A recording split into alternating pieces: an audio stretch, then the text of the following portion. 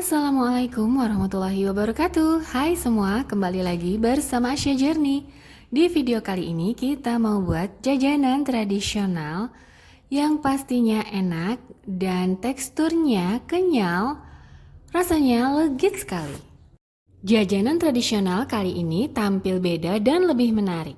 Membuatnya praktis, bahan-bahannya juga mudah didapat, sangat recommended untuk dijadikan ide jualan dan cemilan sehari-hari. Nah, bagaimana cara membuatnya dan apa saja bahan-bahannya? Yuk langsung simak tutorialnya. Dan jangan lupa untuk selalu mendukung channel ini dengan cara subscribe, like, share, dan komen. Terima kasih.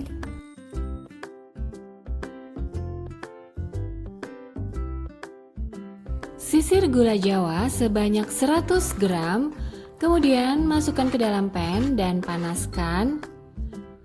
Tambahkan dengan 100 ml air bersih. Aduk-aduk sampai gula jawanya larut.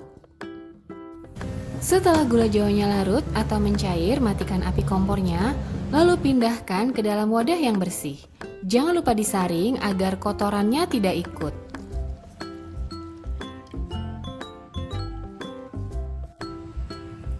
Setelah itu, masukkan kembali ke dalam pan dan tambahkan dengan 60 gram gula pasir, setengah sendok teh garam, kemudian aduk kembali sampai gula pasirnya larut. Setelah mendidih seperti ini dan gula pasirnya larut, tambahkan dengan 100 gram kelapa parut. Nah, pilih kelapa yang masih muda ya. Masukkan ke dalam cairan gula jawanya. Setelah itu kita aduk-aduk sampai kelapa parutnya tercampur dengan merata. Lalu matikan api kompornya dan pindahkan kelapa yang sudah tercampur dengan gula merah ke wadah yang bersih. Kemudian dinginkan dan sisihkan sejenak. Selanjutnya siapkan 300 ml air bersih dan tambahkan dengan 65 ml santan instan dan aduk-aduk hingga tercampur merata. Selanjutnya siapkan 350 gram tepung beras ketan. Tuangkan ke dalam wadah yang bersih, lalu tambahkan setengah sendok teh garam dan aduk-aduk hingga tercampur merata. Kemudian masukkan cairan santan instannya secara bertahap sedikit demi sedikit.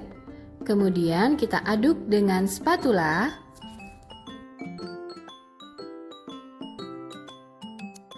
Tuang lagi cairan santannya, kemudian aduk-aduk lagi. Lakukan terus sampai santannya habis.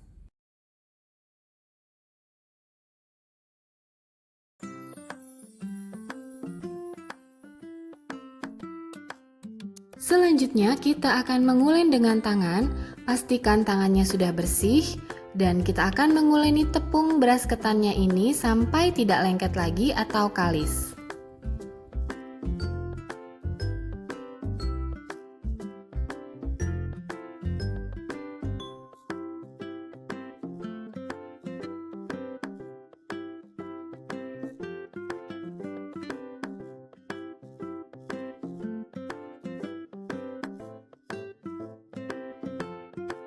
Setelah kalis, kita akan membagi adonan menjadi dua bagian.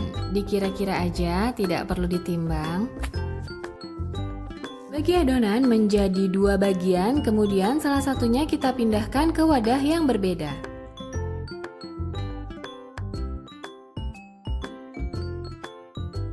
Setelah itu, tambahkan salah satu adonan dengan pewarna makanan berwarna hijau sebanyak 3 tetes. Kemudian kita campurkan agar warnanya merata.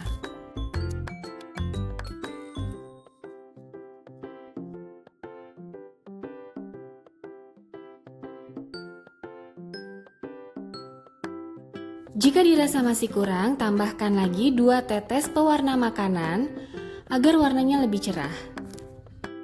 Kemudian aduk kembali agar pewarna makanannya tercampur merata.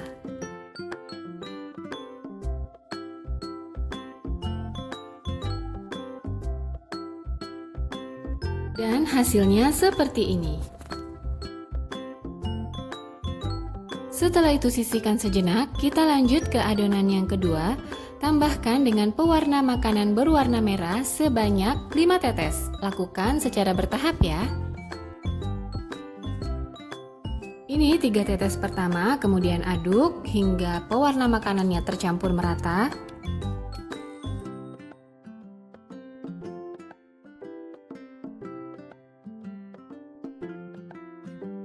Dan ini 2 tetes pewarna makanan merah yang kedua, kemudian aduk kembali hingga tercampur merata.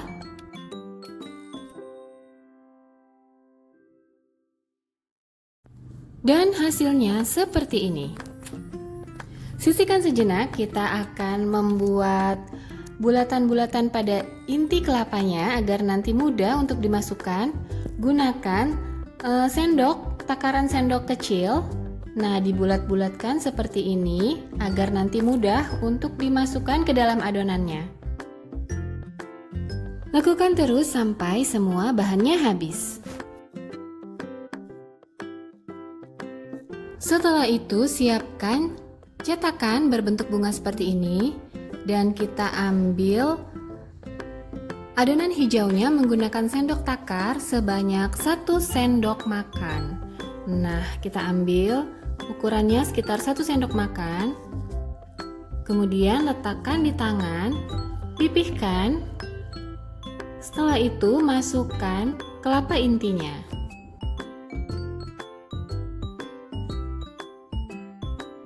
Kemudian kita tutup kembali. Rapatkan, jangan sampai adonan inti kelapanya keluar. Kita rounding, kita bulat-bulatkan menggunakan tangan saja. Jika sudah bulat seperti ini sudah cukup ya. Masukkan ke dalam cetakan, lalu kita hentakkan cetakannya pelan aja seperti ini agar adonannya bisa merata ke seluruh permukaan cetakan. Nah, seperti ini cukup ya. Lakukan lagi hal yang sama sampai semua bahannya habis.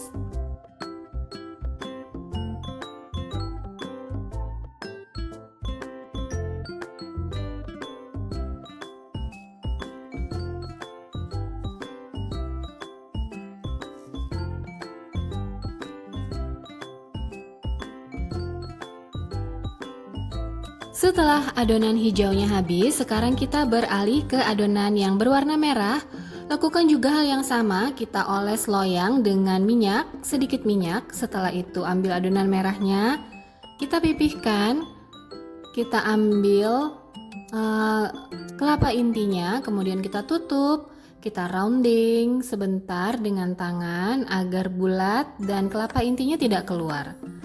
Setelah itu kita letakkan di dalam loyang dan hentak-hentakan sedikit agar adonannya merata ke permukaan loyang. Setelah selesai, semua adonannya kita letakkan di atas dandang kukusan atau kelakat, kemudian kita kukus selama 15 menit. Dan setelah 15 menit berlalu, kita keluarkan, kita susun di atas cooling rack agar dingin. Kita biarkan dulu sampai dingin. Selanjutnya kita mau buat flas santannya yang terdiri dari 2 sendok makan tepung beras dan 1 sendok makan tepung maizena, kemudian setengah sendok teh garam dan 300 ml air bersih. Nyalakan api kompornya, gunakan api sedang cenderung kecil, lalu masukkan juga yang terakhir santan instan sebanyak 65 ml, lalu aduk-aduk terus sampai kuahnya mengental.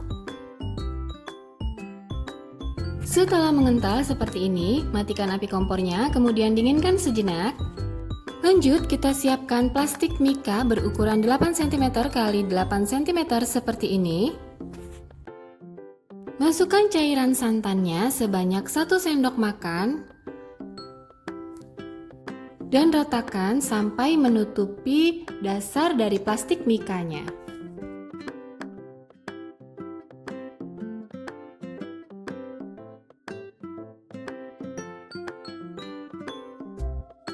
Setelah itu ambil kue bugisnya yang sudah dingin, keluarkan dari cetakan. Caranya sangat mudah, kita tarik-tarik tepi-tepinya seperti yang terlihat di video, kemudian kita balik. Nah, mudah kan? Lalu letakkan di atas saus santannya, seperti ini. Cantik ya.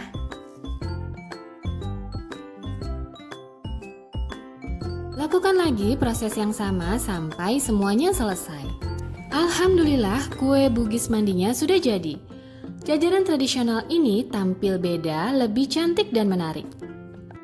Teksturnya yang kenyal dan rasanya yang legit membuat kue ini makin banyak peminatnya. Sangat recommended untuk dijadikan ide jualan dan cemilan sehari-hari. Selamat mencoba, semoga suka. Demikian video untuk kali ini. Terima kasih sudah menonton. Jangan lupa subscribe, like, share, dan komen. Wassalamualaikum warahmatullahi wabarakatuh.